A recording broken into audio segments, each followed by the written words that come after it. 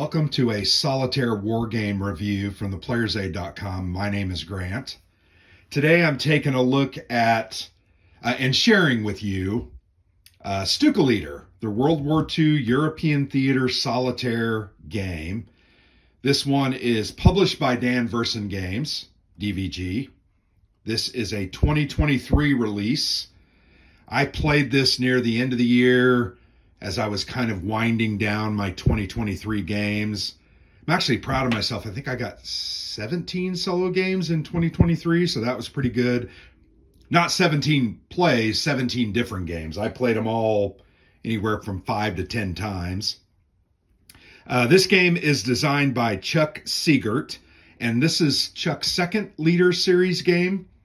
He also did Zero Leader, which came out, I want to say, in 2022 or 2021. I did not get to play Zero Leader. Alexander wanted to play that one, so he took it, and I know he did a review of that. But what I want to say, first off, is I've played a lot of Leader games from Dan Versen Games. I own B-17 Leader and played it multiple times.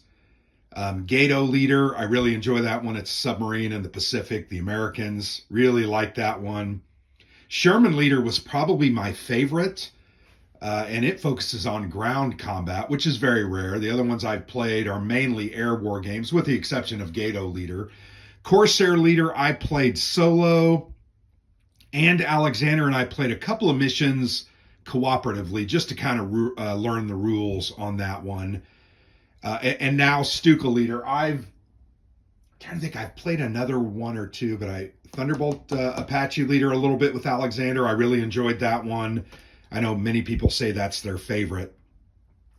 But if you don't know anything about the Leader series of games, they are a series of solitaire war games focused on historical elements, and they allow the player, in essence, to create an endlessly customizable game or playthrough, right?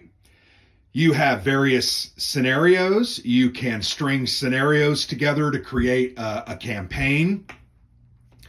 You can see here at the bottom of the video, and you can't really see it necessarily all that well.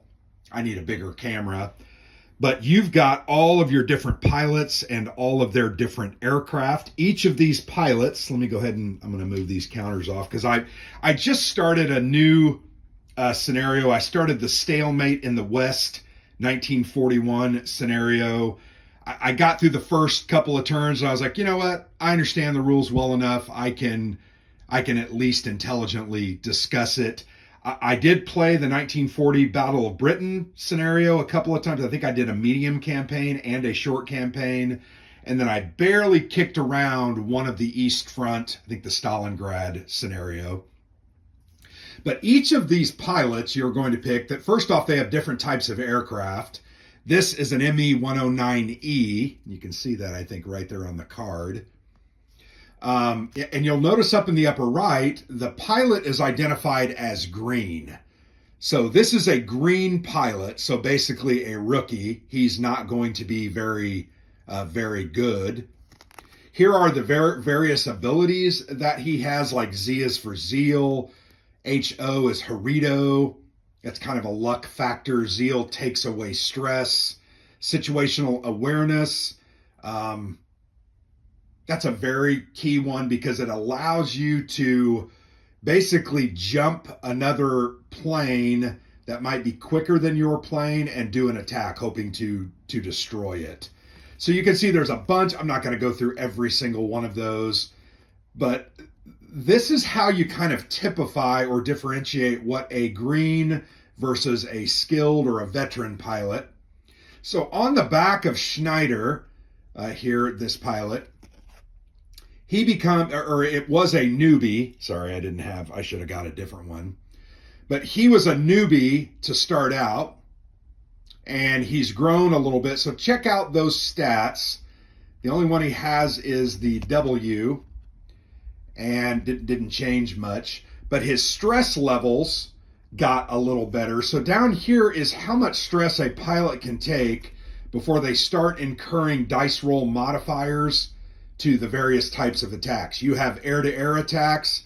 Obviously, as an ME-109, you're going to do some aerial dogfighting.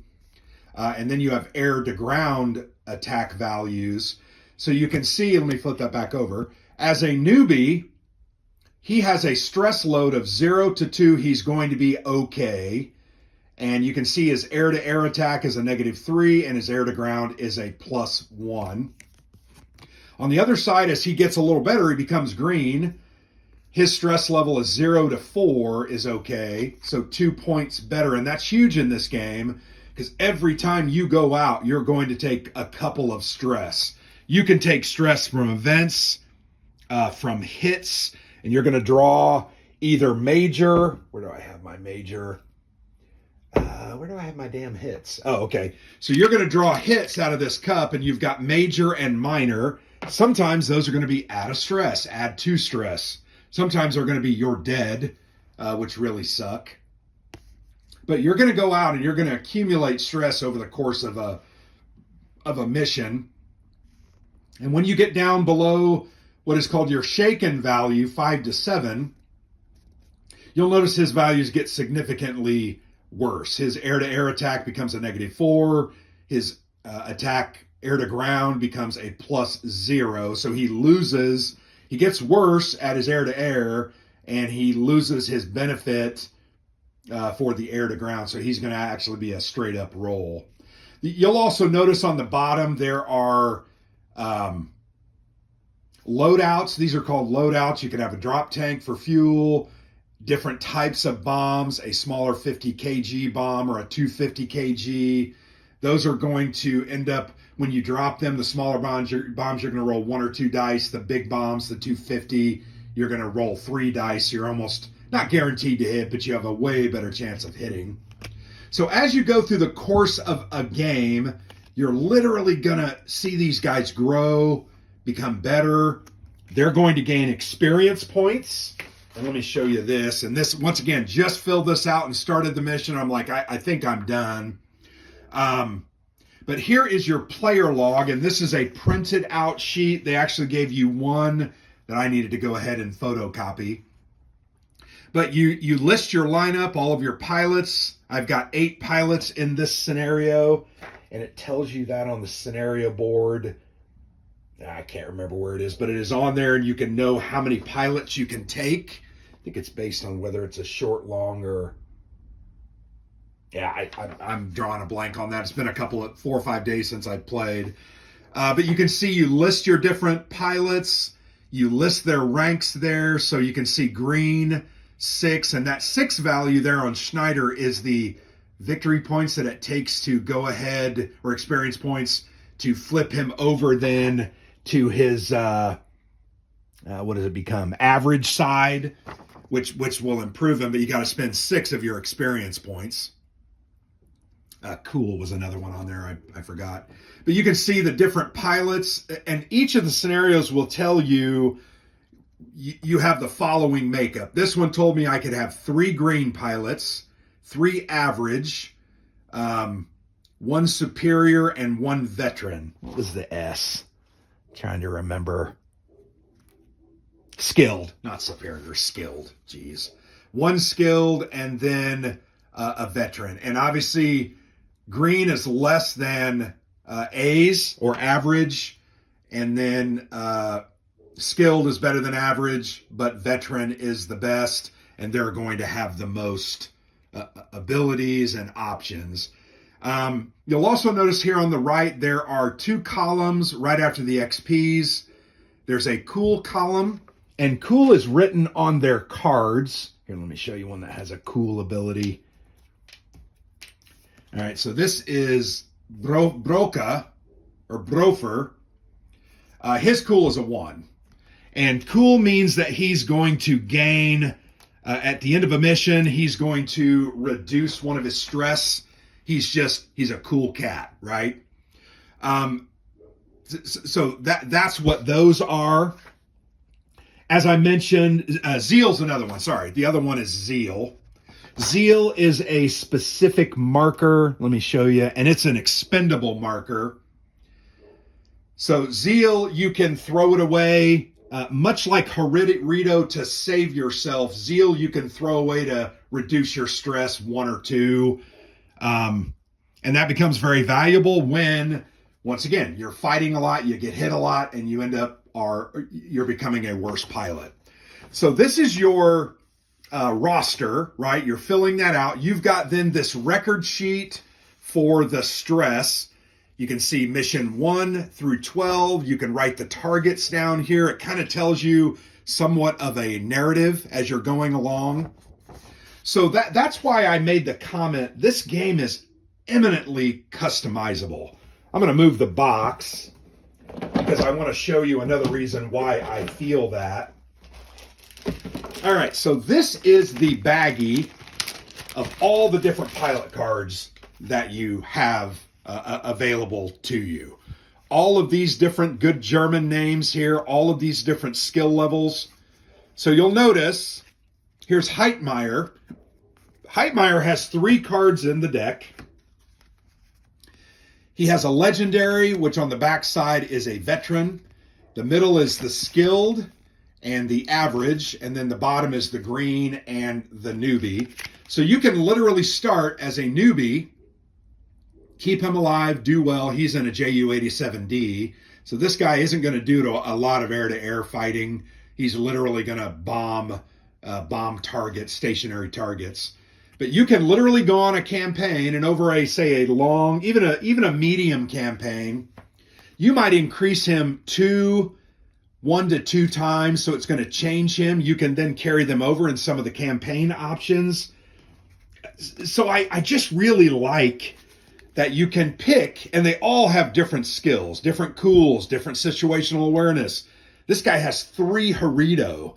That means as a legendary pilot, he can literally discard one of his 3 Harito counters to get rid of a hit. So one of those hits that's going to see him destroyed, he can just get rid of it. So that seems gamey, but it's more of a skill factor. It's like a quantification of their skill. So you can see he's pretty good. He has a zeal, all of these different values. He's pretty damn good. But you can see there are tons of these. I also have the Aces expansion in the box. Here's another whole stack of pilot cards. So literally in the base game with the expansion, the what's called the Aces expansion, here's how many different pilots and different types of aircraft you can actually fly around. So sorry, for some reason my camera kind of just died, which I'm not sure what happened. But I was talking about customization of the game from the amount of pilots. There also are a ton, here we go, this is what I was reaching for. There are a ton of these different scenarios. So just in the base box, you have like 15 of these, right? And each of them has a short campaign version, a medium campaign version, and a long campaign version. So when you decide, or when you realize that each of these has 3 different playable options, and you've got 15 or 16 of these in this box, man, the reality is you're going to buy this game. It's like a $100 game because you can see it's nicely made. Really great cards, good board. I don't love the art. That's another thing. This one even has, the Kickstarter did so well that they put in wooden pieces for the fuel barrels because you got to track those. Also your SO points, your special option points, which are used to build your numbers. And then you have these medic things, but they upgraded. So it's a really nice produced game. Here's the Stuka dogfight, and this is like a full mounted board that you can put on the side because you're going to be doing a lot of dogfighting. But all of this for $100, and you literally can customize the crap out of it. I only played 3 or 4 times, and man, I'm telling you, I could have kept going. It's fun. Here's a turreted bomber. I actually never got into that. Didn't necessarily play a scenario. The other thing I thought was kind of interesting, although it is not necessarily necessary, put that back.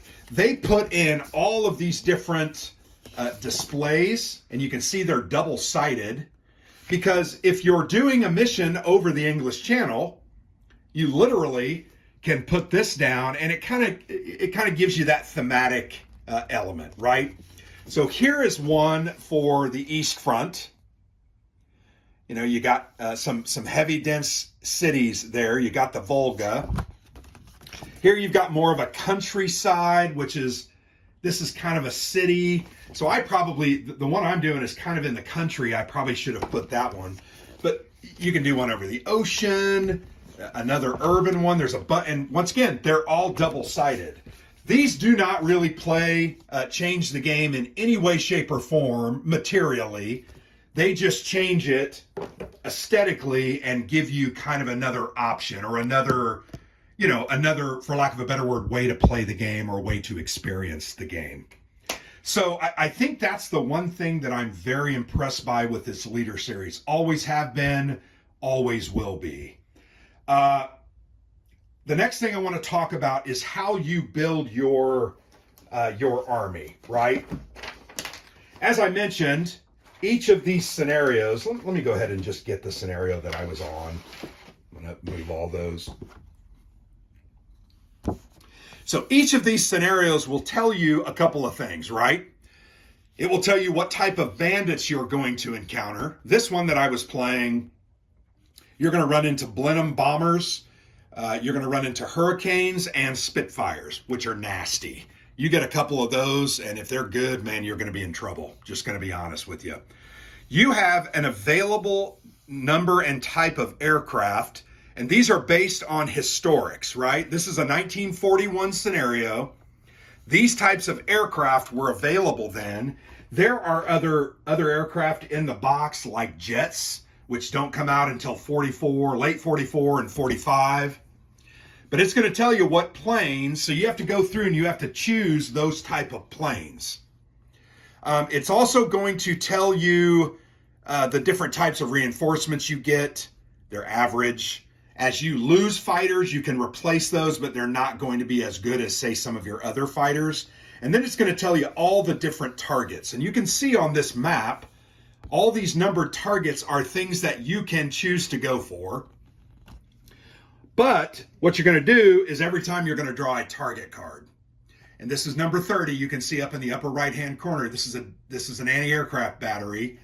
So you're going to put that into the center of the target. And I already had one in here. This was a strafing run, number 3.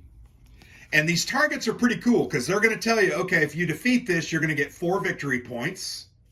You can take 5 aircraft here, that number right there. So in this one, it said I could have 4 aircraft. It's going to tell you how many victory points are there. Your recon and intel levels, it's going to tell you that, and those allow you to draw extra cards and kind of choose, if that makes any sense. And then it's going to tell you how many number of sites and bogeys. Sites or AA sites or infantry, whatever it might be, buildings, and then the bogeys are the aircraft. And then there's going to be different little elements down here that you're going to play off of. I'm not going to go into those. This is not a playthrough. But that's one of the things I really like about this system. You have all these targets, you're going to draw them, and you seeded this deck. So every one of these are located in that deck, and you're going to draw those randomly. So you don't necessarily get to choose what you're going to do, but your targets are from among this. Then it's going to tell you some of your levels, your medic. Medium bombers are Blenheim, that I already talked about that. Target bonus aircraft are skilled. And then all of the evaluation criteria about how you did during the game, how many VPs you earned, will tell you whether you did a great job or dismal performance. Very cool, but you can do, once again, a short, a medium, or a long. A short's going to be anywhere from 4 to 5 targets, maybe 3 to 4 targets. It's 4 days. And then a medium is going to be 6, so it's going to be 5 or 6 targets. And then a long is going to be 7 or 8 targets.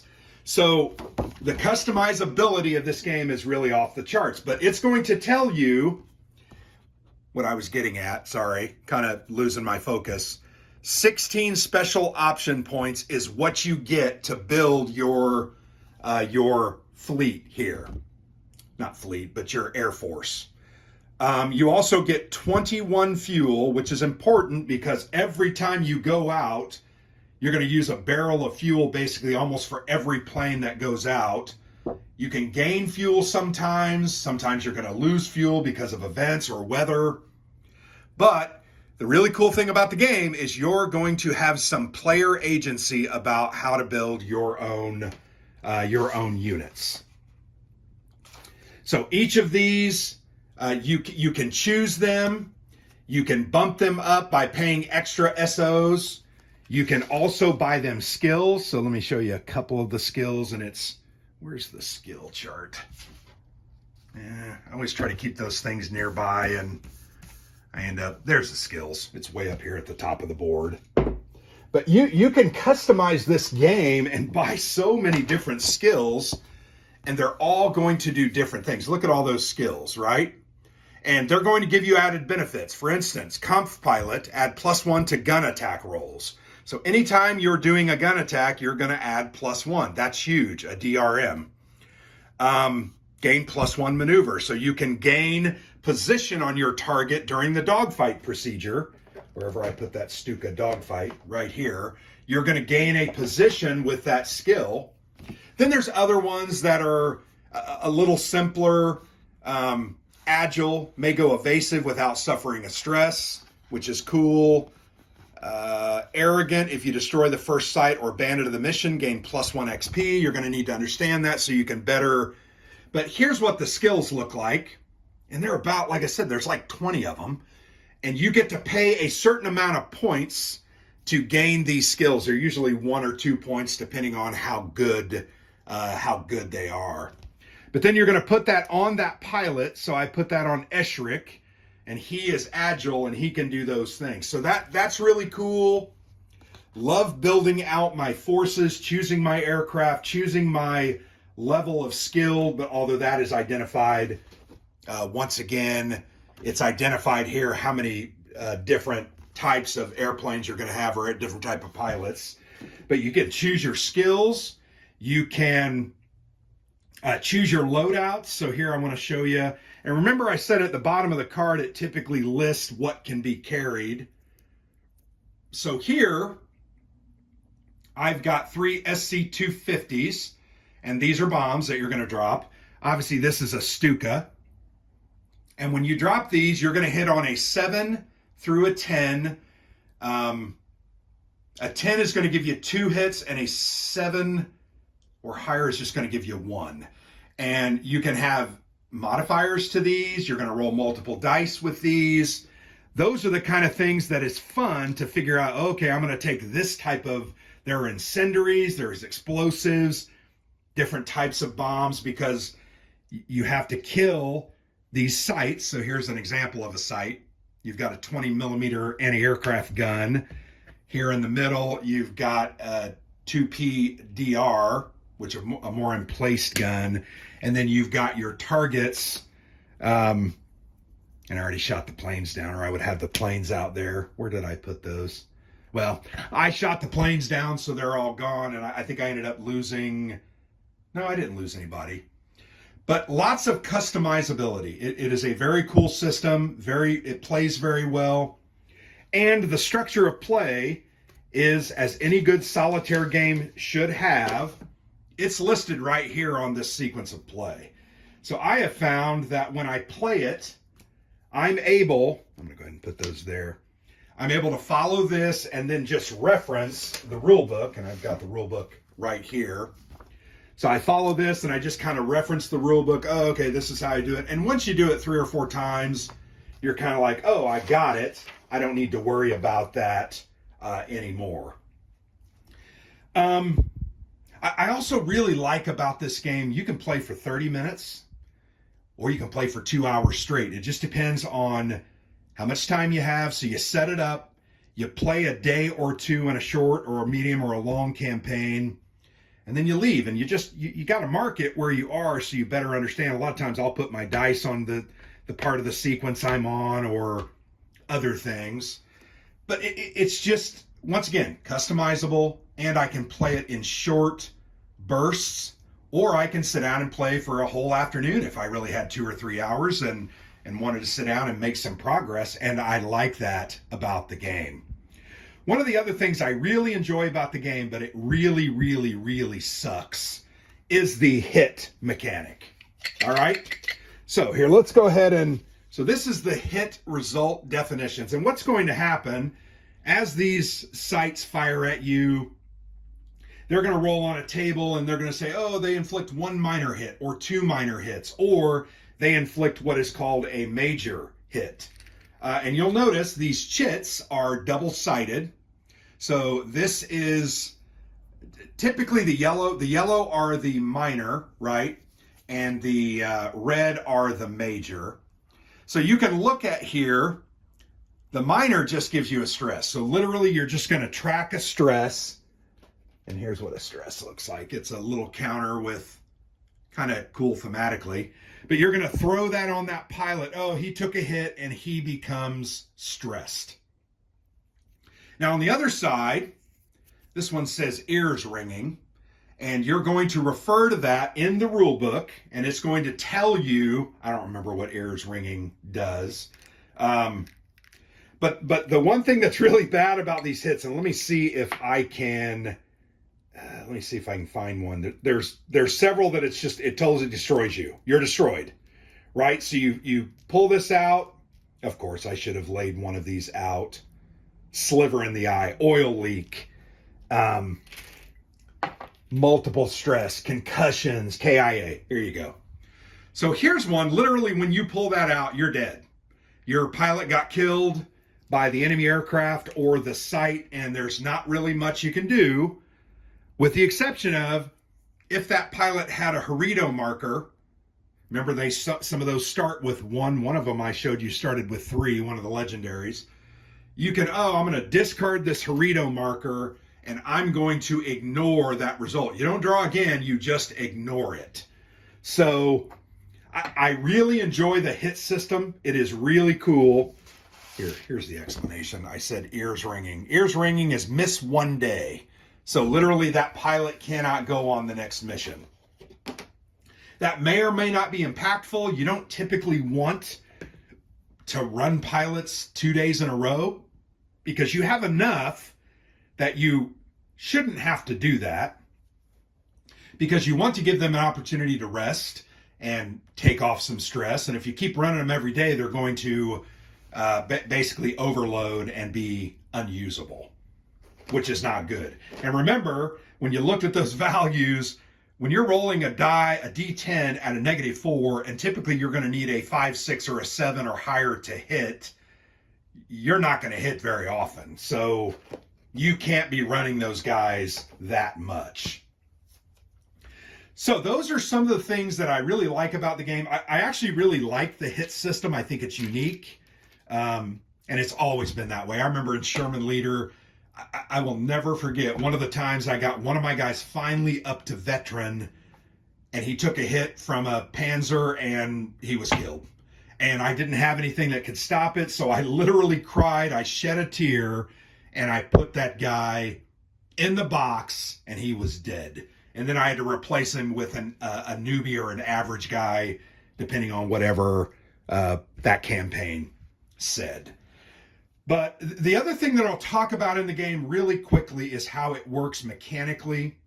So you're going to, during the pre-approach on the tactical display here, you're going to place your aircraft where they are approaching from.